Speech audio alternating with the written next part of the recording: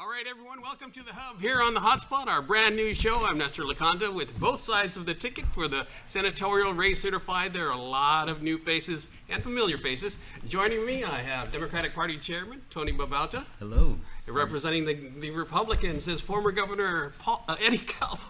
Well, he's another former Republican elected leader. True. And of course, our good friend Ron McNinch from the University of Guam. Thanks for joining us, gentlemen. Great to be here. All right, let's get right to it. Now that all of the candidates are certified for the upcoming primary election on August 27th, here's an opportunity to tout your ticket.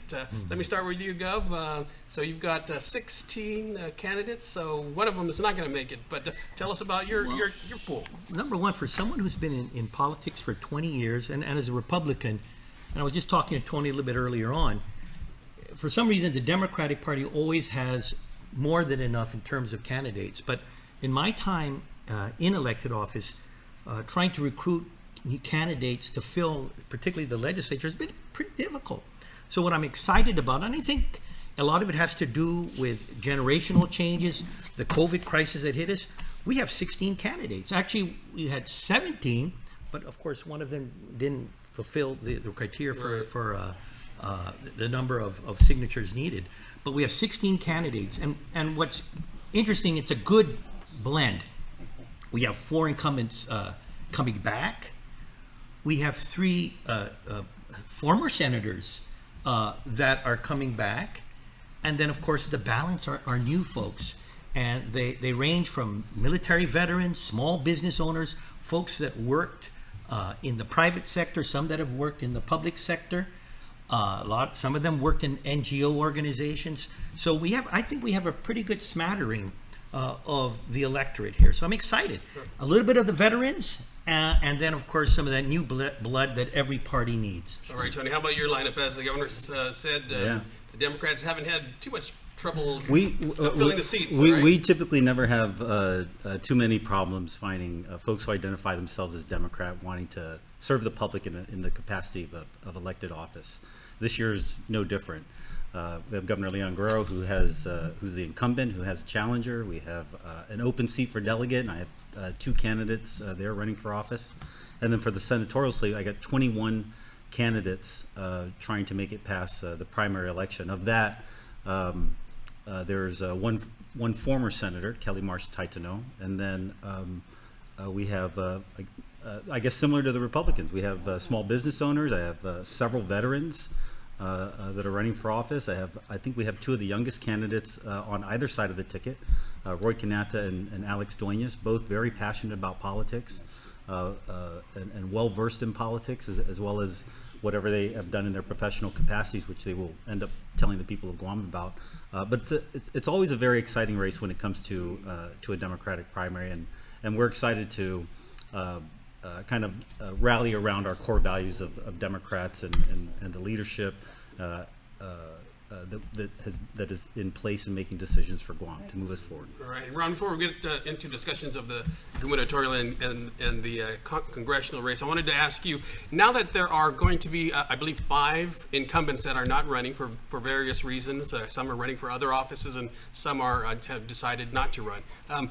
Does that make it a lot more attractive for newcomers to come on board and try their luck?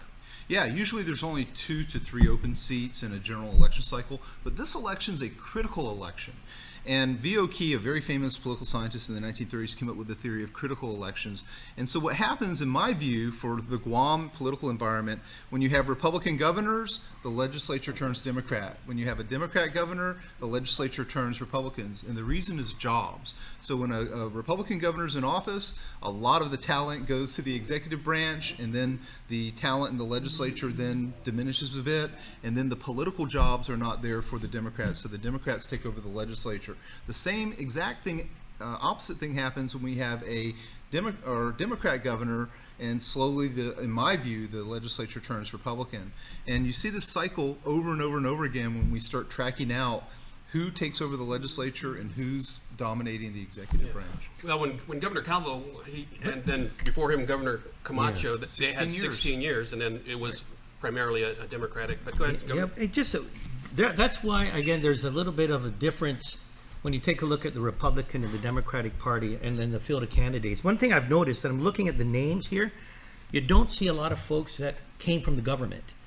So that cycle you're talking about and how things have worked, from the standpoint of what I see here in our new candidates, and I'm looking at the listing. Obviously, everyone knows Tom Fisher, because he was a supporter in the Republican Party and a lawyer that worked with Republicans. But folks such as David Crisostomo, Sandra Sayao, Ken Leon Guerrero, Vince Borja, Bistra Mendiola, Ian Catling, Harvey Egna, they're a different group. They don't have a long history of public service. Like I said, they're folks that came either working in the private sector, having their own business, but have not been involved in the political, in terms of elected positions, and even in positions of government where they've been appointed or hired. Then, of course, we're gonna go back. We have the incumbents like Chris Duenas, Frank Blas, Joanne Brown, Tello Taitigui, solid. And we've got Chessie Lujan, Mana Silva Tyron, and Sam Mabini, who again were those former senators that are coming back towards, looking towards getting a seat in the legislature. Tony, are you seeing the same thing in your lineup? Yes, I mean, we have a couple of notable families that continue their legacy of public service running for office. Fred Berdalio, a former veteran, former chief of police, longtime Democratic family, obviously. A newcomer, Angela Santos, the sister of former Senator Angel Santos. That's a very strong Democratic grassroots. But we have new people also that had some of them have been around the periphery of politics, but neither of them have necessarily served the public in any sort of capacity in government agencies. We have folks like Roy Gamboa, Jonathan Savaris, Dwayne San Nicolas, a small business owner. Will Parkinson is also a legacy family. His father, former Speaker Don Parks. I have a little longer list than you guys. Yeah. Alexander Duenas is one of our youngest candidates, as well as Roy Kanata. I had mentioned them earlier. John Ananich has run before. He's a former police officer and small business owner as well. David Duenas. I mentioned Kelly Marsh Titano. Franklin Bunkermeno, you guys have had him on your show, as well as Angela. Armando Dominguez, Sarah Thomas Nedadug, longtime NGO leader. And of course, one of your own has entered the race. Chris Malfunction Barnett. Chris Malfunction Barnett, or Democrat Darrell's what I'm going to start calling him, right? But he's obviously a very notable name, very very popular in the community for his long years of being a broadcaster. And so there are a few names that are very strongly tied to kind of Democratic grassroots politics, but there are a lot of new names who are coming out to serve in a capacity as senator and try to make a difference. And I think what I'm most proud about is that after talking to mostly all of them, they're really rallying around democratic values, and so I think that's good for Guam. And Ron, what's going to be the key to the newcomer success to getting in? Is there a particular issue? I tend to think that the pocketbook issues are going to prevail over everything. I mean, if people are worried about putting food on the table and a roof over their head, they're pretty much not going to focus on anything else. What do you think is going to be the key here? I have to disagree a little bit on the issues. It's personalities. The question is, has the person done things that have put their name out there, so that when we deal with studying how people vote on ballots, they do a 2-pass, 3-pass system. They go through the ballot, they mark all the names they recognize, so name recognition is a key point. Also, how much the person has worked at the grassroots levels with individual groups like their party or with community groups really matters a lot. So that's where Sarah Nedadog is a great candidate. She's got a lot of community experience and she's a known name. I was very impressed. I talked to a gentleman, Ian Caitlin, very impressed with him. I thought he had a lot of good, interesting views. So we have some new names that are quite exciting in a lot of ways, because it's the young Turk kind of atmosphere. Governor Calvo was a young Turk back in the day in the legislature. and shaking it up. But And to that's that point, you said earlier that it's name recognition, but like Right. Ian, the gentleman you mentioned, has little exposure. So how does he get into you know? he into the does public it by doing spotlight? exactly what he did. He talks to groups, he talks to people who then repeat his name. Same thing goes with Sarah. You know, she talks to people, talks to group, they repeat the name. And once you get to know the name, then you make the connection to the ballot. I think what will benefit a lot of our candidates in terms of getting their name recognition out there is that we obviously have an incumbent governor, Lilian Guerrero, and she has a tremendous organization and machine that is, I think they have meetings 3 or 4 times a week, pocket meetings, as we all know them. And that's an opportunity that that campaign has given opportunity to any Democratic candidate to come out and talk to their, essentially their base. And so I think, I think that that practice of getting on the stump and refining their message and why they're running, and then, you know, it's broadcasted on Facebook, we do Instagram, the party's trying to do more on social media to get their names out there. We're really going to make a strong push. I know the Republicans are as well. I think they're a little bit more organized. They had, I think, a little more time to organize and get some national resources. We've been working on the same thing. Yeah, that's, you know, one of the things, we had the administration, I'm talking about the Camacho and the Calvo administration, so we had 16 years at Guadalupe. But when you have that organization that comes with being an incumbent. And for other candidates, whether it's senatorial or the delegate race, they can lock in with that incumbent. You know, this is the first time in quite a while we don't have it, and thank goodness we've got a lot more support from the Republican National Committee, and they're giving us a lot of resources in terms of funding, and then just the technological know-how and the ability to use the database and the information that the Republican National Committee has. So we're excited by the help that is going to be coming from the national side.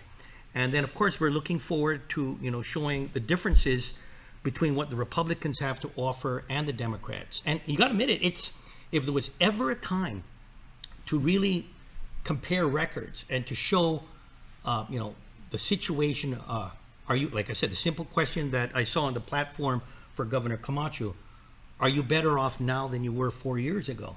Because very rarely has there ever been a time where you had the national and local leadership under one party. We have the legislature in Guam, the delegate, and the Guadalupe that has been in control of government operations. But then at the same time, you had the President of the United States, you had the upper house, the Senate, and the lower house, Congress, all in control of the operations of government. And so, you know, the record and when that person gets in there to vote, and that simple question, whether it's in Guam or it's in Des Moines or in Poughkeepsie, where am I at? And am I happy with the situation I am in terms of myself, my family, and my business? All right, I know, Tony, you want to comment on that? We're going to have to take a quick break. Got to pay some bills. Sorry. We'll be back with more in just a moment. Please stay with us.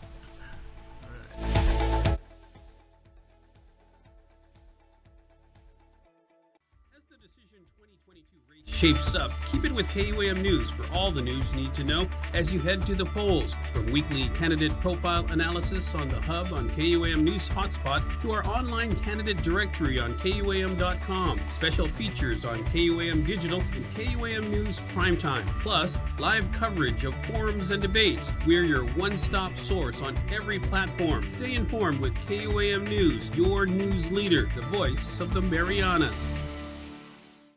Lunches, snacks, we got diapers for baby girl.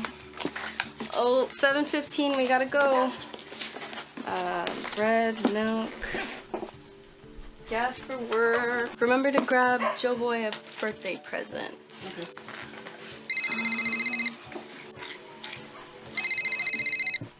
Half a day. Hey, Molly, how much do you pay for daycare for the kids? Over $600 a month. It's expensive. Did you hear about the governor's program that covers up to $675 a month for childcare? Wow, that would be a lifesaver with the rising cost of everything. Check guamchildcare.com to apply. We qualified. I even booked an appointment for someone to walk me through the process. Guamchildcare.com. Okay, thanks. I'll apply today. This ad is paid for with federal funds administered by DPHSS. Say hello to the first Hawaiian Bank mobile app. Want a better look at your spending? With Money Map, you can automatically create budgets and manage where your money is going. Know when you have a green light, or when it's time to slow down. Maybe cook more meals at home this week. Set your goals, track your progress, and find your way to exactly where you want to be. With Money Map from the First Hawaiian Bank mobile app. It all starts with yes.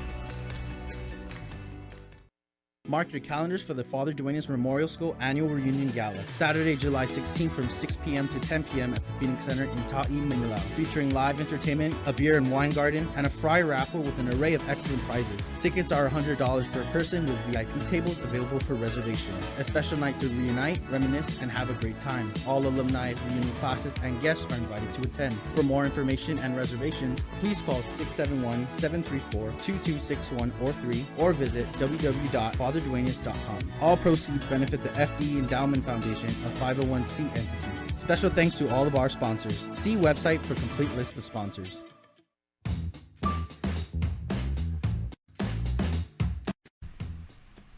All right, welcome back to the Hub right here on the Hotspot. And when we left, Governor Calvo asked that question, Tony, are you better off than you were 4 years ago?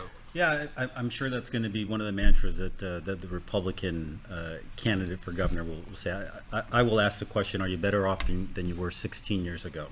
This administration, the Leon Guerrero-Tenor administration, has eliminated the debt, has paid tax refunds ahead of the mandated court order, has paid cost of living allowance ahead of time. The Democratic legislature has lowered the BPT for more than 90% of small business owners.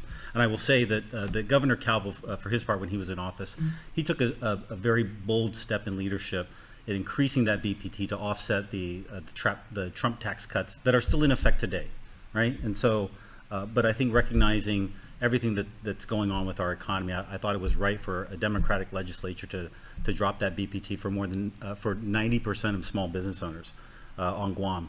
And the other thing in the last 4 years is that GovGuam has not issued a bond for either tax refunds or for operations during this administration. So as much as the Republicans may want to ask during this campaign season, are you better off than you were 4 years ago? I would ask, is the island better off than we were 16 years ago? And I think we are. All right. Before I get into more of that, Ron, let me just ask you, since we brought up the gubernatorial, the Democrats will have a contested primary. Felix Camacho will run uncontested, so he can coast, if you will, until the general election. Is that an advantage or a disadvantage?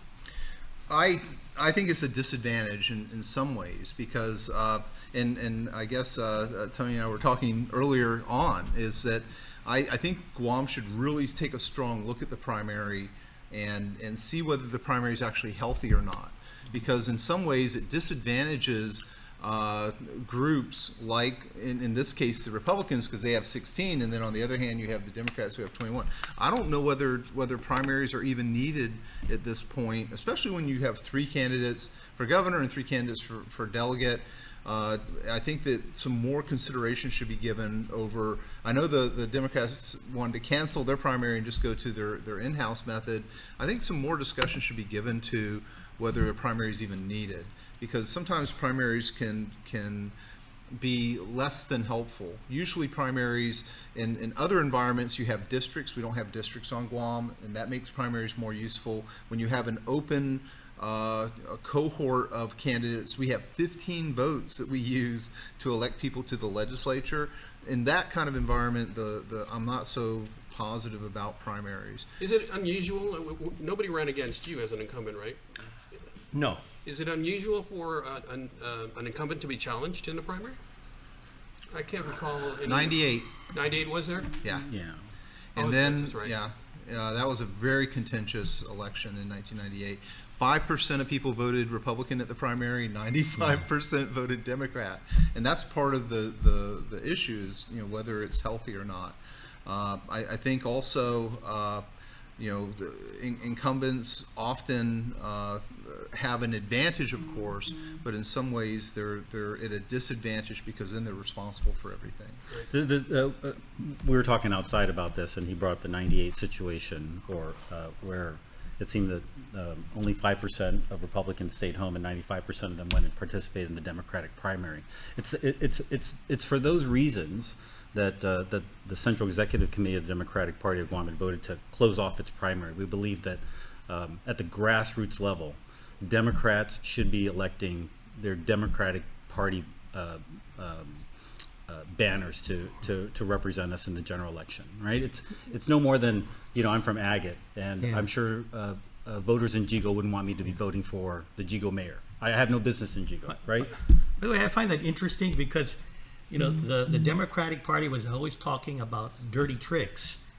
But if you really look at the Camacho 2 terms of their administration and the 2 terms of the Calvo administration, a lot of that, there's history to it. And by the way, talking about 16 years ago, I remember 16 years ago because I was a senator. I'm a little bit older than you. There was no power, there was no water, and Adelaide was wiped out. So Governor Camacho came into a situation with his administration where there was no power, there was no water. There was concerns about looting because of the total destruction of Guam, but he didn't order roadblocks and shut down businesses.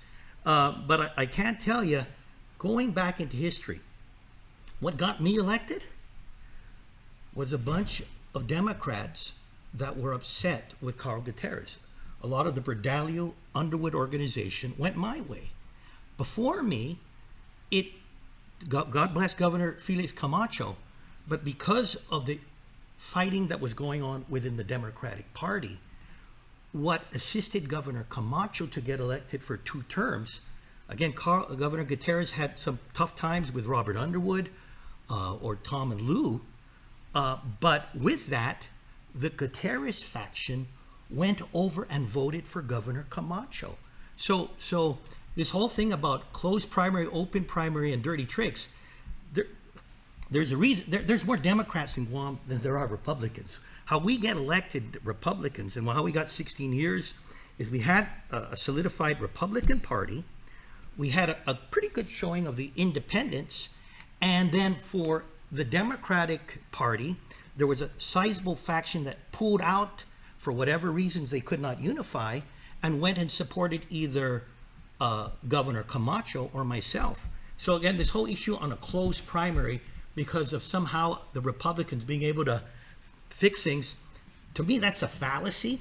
The reality is it was the fighting that was going on within the Democratic Party that helped propel 16 years of Republican leadership in Adelaide. So that's where I beg to disagree. Well, Tony, you want to respond to that? Yeah, I mean, it's not a fallacy. And is that going to be a situation in this case too, with Lou and Josh and Mike and Sabrina? Well, let me speak to the fallacy part first. It's not a fallacy. These things happen. They happen here at the local level, as Governor Calvo had just described. They happen at the national level, at the state level. In the past 4 or 5 years, there have been about 4 or 5 states where the GOP has voted to close off their primaries because Democrats are interfering on their primary elections. They want to be able to elect their standard party bearers, right? This happens across the country, and for the Democratic Party, it's not necessarily how Republicans feel about our primary. According to a Republican-appointed judge, the Superior Court of Guam, Judge Alberto Lamrena, in a case that we had cited when we were going through this process, it's a decision of the party, and it's the governing body of the party that makes these decisions. And so I have a central executive committee that is elected by Democrats, a male and female from every village around the island, and they are the governing body of the Democratic Party. They made the decision, knowing that they had the opportunity to close off the primary, to close off the Democratic primary so that only Democrats can vote for those Democrats that are running to be our standard party bearers. It doesn't prevent us, nor should it be an indication that we are not a big tent party. We are obviously a big tent party. We have 21 candidates. Every office that's on the ballot has a primary election. But the bottom line is, I respect what Republicans think, but I absolutely disagree with them if they want to talk about Democratic Party politics. This is a decision for Democrats and the Democratic Party of Guam. And if Republicans want to close off their primary, that's completely their decision. I will have nothing to say about it, right? Yeah. Ron, do you see that happening where the loser of the Democratic primary for governor pushes their folks to the Republicans? I think if there's significant crossover, they certainly would probably be justified in questioning it. And I think for that reason, we might just be headed to court this election after the primary. It just depends on how the cards fall if that happens. You know, it's very, very interesting on Guam. Our elected leaders love to go to court on these issues. In the CNMI, they never go to court. There's like 100 vote margin between 2 or 3 candidates. That happened in 2006. No litigation at all. On Guam, we have a 2,000 vote gap. There's litigation. I don't know. It's a very interesting shift in how people look. But I think it needs to be given a strong look, and I think the Organic Act needs to be looked at. And these points are arguable. You know, people can argue back and forth what they think or not think. But I think the bottom line is, if a person feels that the primary is unfair, they're probably going to strongly question it. Interesting. So one of the big issues that political issues that came up in the past couple of weeks is Congressman Michael San Nicolas coming forward, responding to the House Ethics Committee's report, pretty damning report against him. He's basically saying that they didn't charge him, even though they forwarded their report to the Justice Department. Did that help, or did that hurt Congressman San Nicolas by coming out and responding to the House? Well, I think it's been outstanding for 3 years, and he didn't speak much about it while he was going through that process. So I think he owed it to the public to be able to speak to it. And I won't talk about the particulars of the report in any great detail. I think I will just point out that I wanted to go back and I read the report on Mr. San Nicolas. I also went back and kind of looked at the past several years of reports that have come out against other members of Congress. And for journalists especially, I mean, words matter, right? And the words that the House Ethics Committee used in describing their conclusions were very powerful. Public condemnation, substantial evidence. Those are words that I haven't found in other reports. But that's something that Mr. San Nicolas has to be able to continue to speak to as he goes through the campaign. I can say from a firsthand experience, it's a difficult situation, both professionally and personally. I had an investigation while I was assistant secretary that resulted in my resignation, but I did so because I felt like the mission of the Department of the Interior and the Obama administration and kind of the work that they do for the territories was much more important than one individual. And if I had lost any sort of confidence because of that investigation, then it was my duty to leave so that mission could carry on, so that the work in the territories was so important, not only to me, but I think to the people in that office. And so that's why I left. That's on the professional side. On the personal side, it's very difficult. I mean, your family goes through a lot. I was sharing with a friend of mine earlier today that at that time I think my daughter was like 10 or 11 years old. Never used Google, right? She had an iPad, but now she's a sophomore in college, and certainly in the past 2 years, we had a very long conversation because she Googled her father's name and read the report and had a lot of questions, more on the personal family side, which was me and my ex-wife had to sit down and talk to her. It's an adult conversation with a new adult. Mr. San Nicolas will have to make those decisions both professionally and personally, and the voters will have to respond to it. Appreciate your candor, Tony. Obviously, it doesn't help. Any negative publicity does not help. In fact, you just look in the past in Guam. In our side, the last election, issues happen. And those negative issues, it's the electorate will take it, and that will be part of the decision-making process. But I can also say something about Mike San Nicolas. I've underestimated him in the past few elections. So have I. Mike has had I think he was one of the first folks. I'm a dinosaur because the old style of retail politics, going out, to the matais, to the fandangos, the almoning of the manamku, the kissing of the babies. That thing has changed. Back in 2014, Mike was, I think, one of the first guys in the social media thing. And I've noticed about that guy, he built kind of through a different means a support base. And, you know, again, he's beaten some heavyweights. So Mike has built a support base, and I think those support base will stick with him, but it's those undecided votes, those other folks that decide to make a decision where they go, and whether they decide that these issues will hurt him. But Mike he's beaten Berdalio, Underwood. God bless Doris Brooks was a superstar of the Republican Party, and he's beat them all. Yeah, I think a lot of people were thinking that was Madeline's job for as long as she wanted it, and we're a little bit surprised when he. Okay, we got to take another break, but we'll be right back with more of The Hub in just a moment. I just don't want to forget it. Lunches, snacks. We got diapers for baby girl. Oh, 7:15, we gotta go. Bread, milk. Gas for work. Remember to grab Joe Boy a birthday present.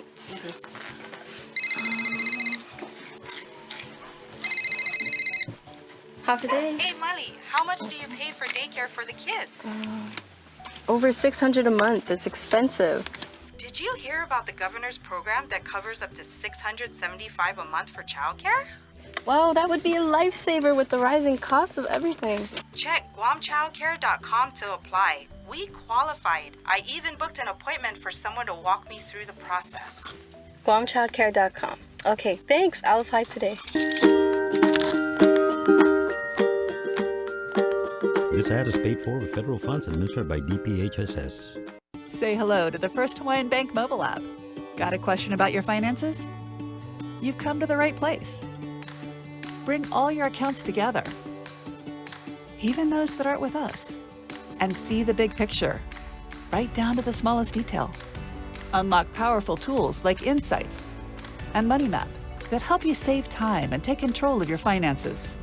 When you connect accounts with the First Hawaiian Bank mobile app, it all starts with yes.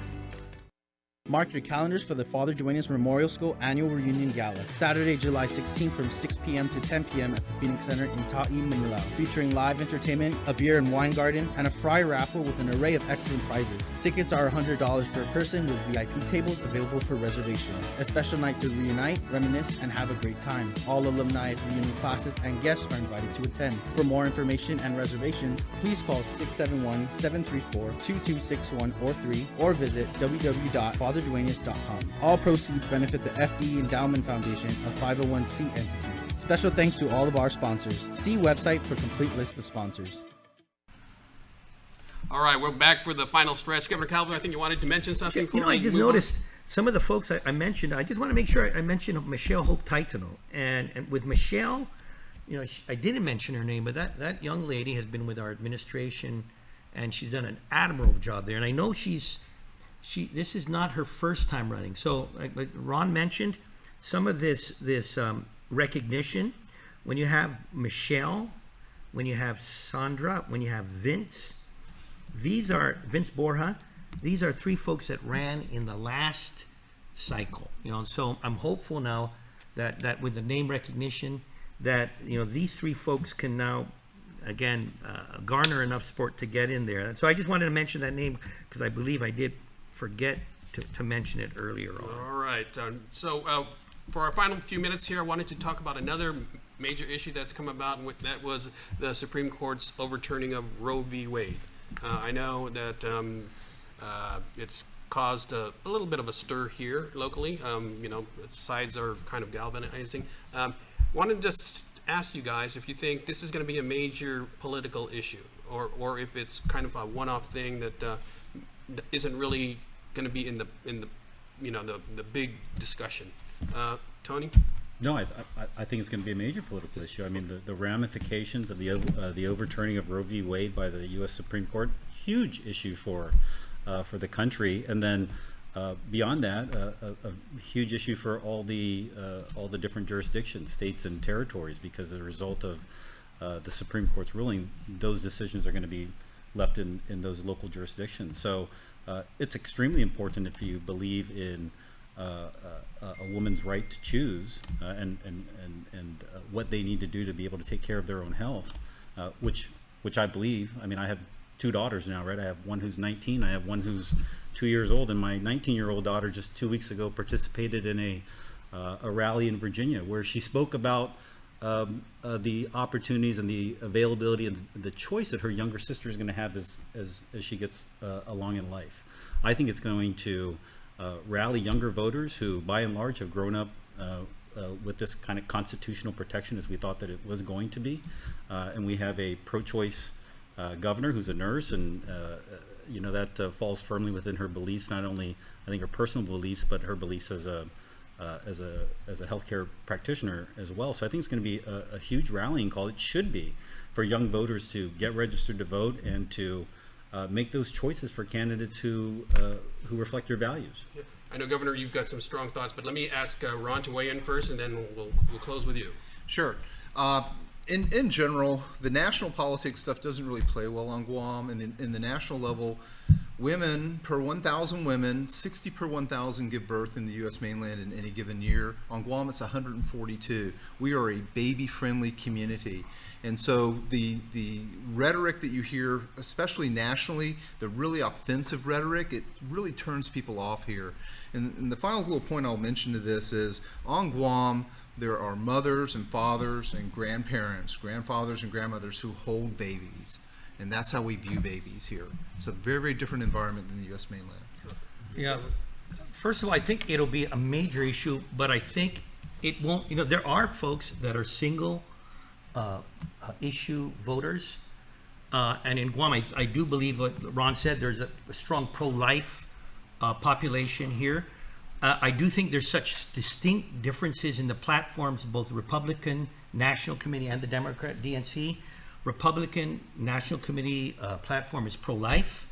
The Democratic National Committee is pro-abortion all the way till birth. We're pro-choice, Governor. Pro-choice, if you like, till birth. Pro-choice, Governor. We're pro-women making a decision for their own bodies. And then let me continue. With the Camacho platform reveal, they're very clearly pro-life. But I think it's important if you go into the details. Oh, by the way, I do want to make a comment. I saw a Wisconsin congressman being interviewed. What are the 3 major issues in his district? Inflation, crime, and drugs. And inflation, crime, and drugs sounds like Guam. So these are still hot button issues, especially when you start to talking about the pocketbook. But I digress.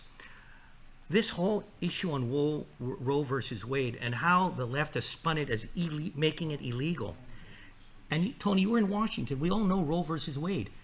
Even you had Ruth Bader Ginsburg saying that wasn't the right way to do it because that was a Privacy Act issue. I think the issue now is going to all the states and territories. It should never have been a Privacy Act issue. It should be the issue on a right. You're right. A woman's right to decide what she does with her body, but also when does an unborn child be treated as a person, and what rights does that person have? A lot of stuff have happened over the years. Number one, the advances in sciences. So they used to talk about conception, that it's a wart or a mole. No, what's weird? There's an explosion of cellular activity, each with unique DNA. We're now finding out about the threshold of pain, and that now there's a sensory portion to an unborn child early on. That's part of the reason for the heartbeat. Modern science has showed us that we could now, with modern medicine, that a baby unborn child can become viable at 30 weeks. So where modern science is showing that this is not just a mole or a wart. It's unique. It has its own DNA fingerprint. This unborn child can feel pain. And I think that is why it's so important. It goes to the state and territorial legislatures. We have these very difficult discussions, but we weigh in the woman's choice to what she wants to do with her body and whether this unborn child should have some right as a person. And it's going to be a great debate. All right, I hate to cut you off, but we are running out of time. That's this edition of the first edition of The Hub. We'll see you again next week. Just to plug next Tuesday's candidates, incumbent Senator Joe San Augustine will be on. Daryl Chris Malfunction Barnett, Vince Borja, and Tom Fisher on the Republican side. That's next week, Tuesday, on our show. Thanks for watching, everyone. Thanks to Governor Eddie Calvo. Thanks to Tony Babauta, and thanks to Ron McNinch for joining us. Fascinating conversation, gentlemen. Really appreciate it. Good. See everybody. We'll see you next week. I'm Nestor Viva LaConte. Guam!